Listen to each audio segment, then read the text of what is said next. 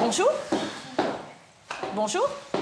Ils reprennent tout à zéro, Bonjour. même la manière de serrer la main. Bonjour. Il faut bien tendre la main. Il faut qu'il y ait un vrai contact avec la personne, donc que les mains s'épousent en quelque sorte. Voilà, 1, 2, ça suffit. C'est pas on bras la main. Et c'est pas non plus juste voilà. Donc il ne faut pas que ce soit timide, il ne faut pas que ce soit très snob, juste du bout des doigts. Il faut que ce soit une relation affirmée. Ils apprennent l'art de se présenter quand on cherche du travail.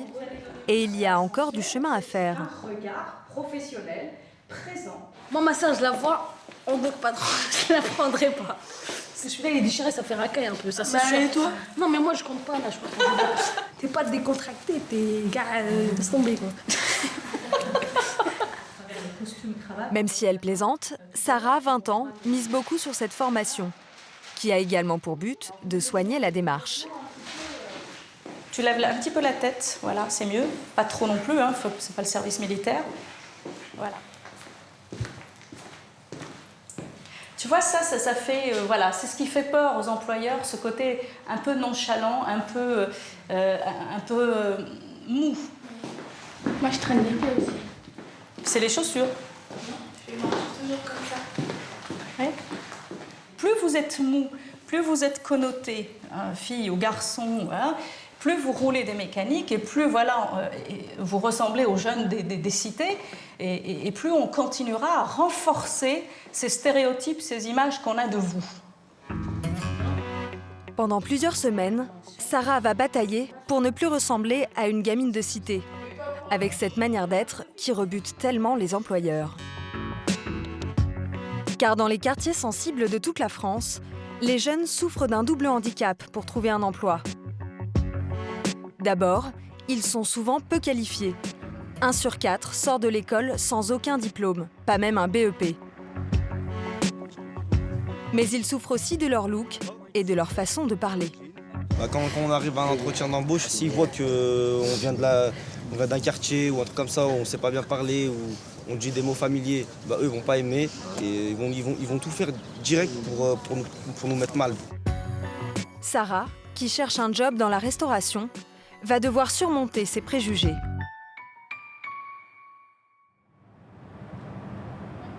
Originaire du Maroc, elle a grandi dans cette cité de Noisiel, en Seine-et-Marne, à une trentaine de kilomètres de Paris. À 20 ans, la jeune femme est déjà mariée et mère de ce nourrisson d'1 mois et demi. Le papa, ouvrier dans le bâtiment, n'a pas voulu être filmé. Mère de famille, elle n'a pas abandonné pour autant son look de garçon manqué. Salam alaikum. Ça va Ça va ou quoi? Ça va ou quoi? Tranquille? Ouais. Ça dit quoi, là? Oh, rien. Ça fout quoi? Oh, rien, je viens de sortir, là. Ah ouais? Une manière de parler et un code vestimentaire. Bah, le look ici, c'est comme il est habillé lui, c'est comme ça. On s'habille comme ça, c'est à la mode, quoi.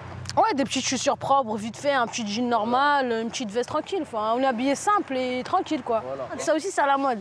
Ah ouais? D'aller mettre les écouteurs comme ça. Voilà, non, en fait, c'est pas une mode. C'est juste là, je parle avec vous, t'as vu, j'ai pas envie d'écouter la musique, sinon je vous entends plus. Par respect. En difficulté à l'école, Sarah a arrêté ses études en seconde à 18 ans. Depuis, elle enchaîne les petits boulots, mais elle veut aujourd'hui démarrer une vraie carrière. Avec un objectif, monter un jour son propre restaurant. Je veux travailler, j'ai pas envie de rester sans rien faire. J'ai que 20 ans, je peux carrément réussir dans l'avenir. Je veux voler de mes propres ailes, on va dire. Et puis voilà, c'est tout. Elle le sait, pour trouver une bonne place, il faudra s'habiller autrement, mais aussi parler autrement. Il fait froid sans merde. Vas-y, rentre. Comme souvent, elle retrouve ses copines dans ce restaurant, à 5 minutes de chez elle, autour d'un kebab et d'un coca. Ça sent grave bon. Moi, je kiffe leur bouffe. Elles aiment parler ce langage de la rue qui fait partie de leur vie quotidienne. C'est plus fort que nous. T'es obligé des fois de dire wesh, ça va ou quoi, ou machin, un truc comme ça. T'es obligé, je sais pas pourquoi. C'est votre identité, c'est comme ça? Bah bien sûr. Bien sûr. Vous y tenez à ça? Carrément. Pourquoi? Bah parce qu'on a grandi comme ça et depuis on parle comme ça. Pourquoi on va changer? Je sais pas. Mais non, mais... Pourquoi ça serait pas les autres qui changent? Pourquoi ça serait nous? Vous s'intégrer à la société. Ouais, mais pourquoi la société, elle s'intègre pas à nous? On est beaucoup quand même. Elle s'intègre. Mais si la société, elle La s'intègre à vous. société, c'est nous, hein. Un argot qui ne cesse de se renouveler. Petit lexique du parler de la cité. Bon, on dit Wallo, qu'est-ce que tu deviens? Il dit Wallo, ça dit rien. Wesh, ça va ou quoi? Wesh, c'est un mot arabe. Wesh, c'est quoi? Mais nous, quand on dit wesh, c'est genre ça va ou quoi? Ça dit quoi? Ça veut dire ça va. Enfin, un truc comme ça. On dit Roya. Ouais. C'est quoi comme mot ça? C'est arabe. Et ça veut dire? Arrête de faire carré. Et ça veut dire? Bah, ça veut dire que arrête de faire exprès. Mais ce qui est bien, c'est que quand tu dis t'es ouf, ça s'utilise pour masculin et féminin. Alors que si tu vas dire t'es folle, tu dois dire t'es folle, t'es fou. C'est casse-pied, quoi. Tu dois bouger ta bouche dans tous les sens. T'es ouf ou quoi? Bien sûr, c'est tout. Mais attention, pour elle, ce vocabulaire n'a rien à voir avec un manque de savoir-vivre. Non, mais on a des bonnes manières. Hein. On n'est pas des animaux quand même. Quand même, mais tout de même. Merci, au revoir, bonjour, on connaît. Hein. Mais après, entre copines. On dit merci, bonjour, au revoir. Et quand tu vois un pote dans la rue, par exemple? Oui, c'est bien ou quoi? Ce soir, Sarah a des devoirs à faire. Dans le cadre de sa formation pour trouver un emploi, elle doit se présenter demain matin avec une tenue adaptée à un entretien d'embauche. Elle commence par chercher des chaussures de ville pour remplacer ses éternelles baskets. C'est quoi ce qu'elle va mettre? J'aime pas du tout. Ça fait trop bolos. Ça, c'est trop bolos, ça. Ça, c'est les chaussures que les petits Français qui mettent, ça. Ça, c'est les petits, enfin, les petits bourges. Les petits bourges. Si, je suis française, mais je veux dire les petits bourges. Les petits bourges, c'est des gens qui sont super riches, qui s'habillent n'importe comment, mais ça leur va et on les montre pas des doigts. Grâce à ses amis, elle trouve la perle rare. Celle-là, là? Les noirs. Ouais, les noirs. Non, ça va. Un bon coup dans la tête. Essaye-les.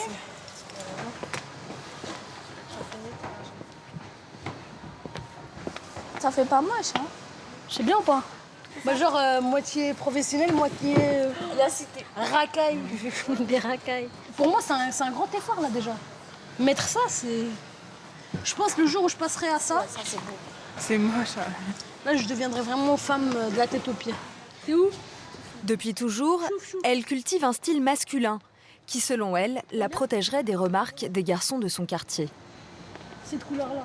Pour eux, je me respecte en fait, pour eux. Parce que je suis habillée comme eux. Si je mets une jupe, ça va faire Sarah, on va dire Sarah la meuf, enfin la pute quoi. Voilà comment on va le dire. Ah ouais, donc c'est on comme met ça. une jupe, on est une pute. Bah ouais. En gros, t'es en train d'insulter les filles. Non, je t'insulte pas toi. Quand je dis ça, c'est par rapport à moi. Une fois ses emplettes terminées, elle rentre essayer sa nouvelle panoplie de parfaite candidate. En plus des chaussures, elle a acheté un tailleur pantalon et un chemisier. C'est la tenue classique. Fini la Sarah des cités. La jeune femme se voit déjà serveuse dans un grand restaurant. Je peux dire bonjour, vous êtes bienvenue ici Jean-Pierre, asseyez-vous mademoiselle. Sa tante, la femme qui l'a élevée alors que ses parents sont restés au Maroc, en reste bouche bée. Oh là là, elle est belle. Ça change un peu? Ah oui, elle est très changée. Elle est très belle, hein. Personnellement, là, je suis à l'aise. Pour l'instant, je suis à l'aise. Quand ça va me manquer, je vais tout de suite aller me rhabiller. Elle fait tous ses efforts en partie pour sa petite fille. Avec un deuxième salaire dans le ménage, elle espère lui offrir le meilleur avenir possible. Tu me reconnais, ma chérie? Non. Je crois que c'est son papa, carrément. Le lendemain, à 9h, Sarah et les autres élèves sont attendus pour la suite de la formation. Elle est menée bénévolement par Essia Benassine, qui a dû elle-même surmonter toutes les difficultés d'une enfant de banlieue. D'origine tunisienne, cette dernière d'une famille nombreuse, dont le père était gardien de HLM, a réussi à payer ses études de droit en faisant des petits boulots. Après des jobs dans les ressources humaines, elle a créé sa propre entreprise de formation professionnelle et veut montrer aux jeunes des quartiers que la réussite est possible. Mais pour l'instant, il y a du boulot. Parmi les 6 participants, seule cette jeune femme est arrivée à l'heure. Ils n'ont pas d'horaire en fait, hein. Ils n'ont pas de travail, ils n'ont pas de repères. Parfois ils sont ponctuels, parfois ils ne le sont pas. Et souvent c'est surtout se réveiller le matin qui est un peu compliqué.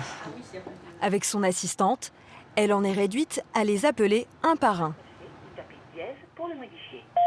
Moustapha, bonjour, Catherine de Degré Diversité. Bien, je commence à m'inquiéter, tu n'es pas là. Bonjour Zineb, c'est Catherine de Degré Diversité, nous vous attendons.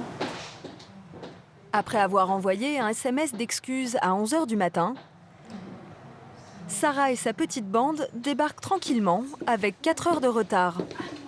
La jeune femme a passé la matinée à l'aéroport pour accompagner sa tante qui rentre au Maroc. Bonjour mesdemoiselles. Oh oui. Bah alors là. Pour ne pas les braquer, la formatrice commence par être positive et salue leurs efforts d'élégance. Pratiquement plus rien à dire sur la tenue vestimentaire. On dirait une assistante là, une assistante, hein, Zineb. Mais elle ne laisse pas passer ce retard qui peut être rédhibitoire dans le monde du travail. C'est arrivé une fois, il ne faut pas que ça vous arrive une deuxième fois. Surtout pas dans le milieu professionnel. Vous ne pouvez pas vous permettre de prendre le risque de ne pas être là, de ne pas être présentable. Voilà. Il y a la ponctualité, mais aussi la manière de s'exprimer. Pour qu'ils réalisent le chemin à parcourir, elle leur fait faire un peu de lecture. Sarah, allez. Christophe Lambert. Christophe Lambert est né en 1969 dans la banlieue parisienne. Après un diplôme de réalisation audiovisuelle, il met en scène plusieurs. Ah là, ça fait plus que 5 lignes. Je m'arrête là. On voit que tu n'as pas l'habitude de lire. On voit que c'est pas ton loisir préféré. Hein. Alors l'intonation, elle est correcte. Par contre, il y a un accent quand même. Il y a un accent cité, quartier. Oui, il y est. Les filles vont comprendre à ce moment-là qu'elles ont un accent, en prononçant un mot tout simple. Partir. Tu vas partir? Oui, tu vas partir. Il y a un chat. Voilà. Tu vas partir. Partir. C'est normal, je sais pas. Partir. Là, tu dis un truc là. Partir. Partir. Typiquement. Il faut dire comment? Partir. Je dit partir. C'est bien ça ou pas? Partir. Partir. Voilà, articule, regarde ça. Tire-toi. Tire. 2 semaines plus tard, c'est le grand jour pour Sarah. Sa formatrice lui a décroché un premier entretien dans un restaurant. Pour faire bonne impression, elle a passé sa belle tenue, mais elle n'est pas prête à toutes les concessions. Je vais pas me faire pousser les cheveux pour plaire au patron, je sais pas pourquoi. On ne maquille pas, moi. Pourquoi se maquiller? Quand on se maquille, quand on met du fond de teint, machin, c'est parce qu'on a des boutons. Mais moi, je suis clean, moi. J'en ai jamais eu. Pas pour l'instant. Bon, ça sera tout pour moi. Le rendez-vous a lieu dans un quartier très éloigné de l'ambiance de la cité. Une zone de bureau où travaillent des cadres et des employés. Et le job se trouve dans une cafétéria. Bonjour, vous allez bien? Et vous? Ça va, merci. Tout va bien? Merci. Ouais, venez avec moi. Le patron offre un CDI à temps partiel, payé 800 € par mois. Il veut quelqu'un capable de faire la plonge, un peu de ménage et de mettre la main à la pâte pour préparer les pizzas. Avec sa courte expérience, Sarah est dans ses petits souliers. J'ai commencé dans les missions intérim. J'ai travaillé à Pizza Planet, Hyperion, Hôtel de Disney, David Croquette. Et ça, c'était pendant 2 mois en fait. Pour compenser ce CV maigrichon et son absence de diplôme, elle peut s'appuyer sur sa tchatch. Dans l'équipe, voilà. J'ai vraiment envie de travailler. Enfin, je vous demande au moins de me mettre à l'essai et vous n'allez pas le regretter, honnêtement. D'accord, je vois voilà. ça. Vous êtes Donc, assez volontaire, j'ai l'impression. Ouais, j'ai envie de bosser. D'accord. Bon, bah merci beaucoup, Sarah. Merci, monsieur. Le restaurateur semble avoir été séduit par son énergie. Mais les illusions de Sarah vont être douchées.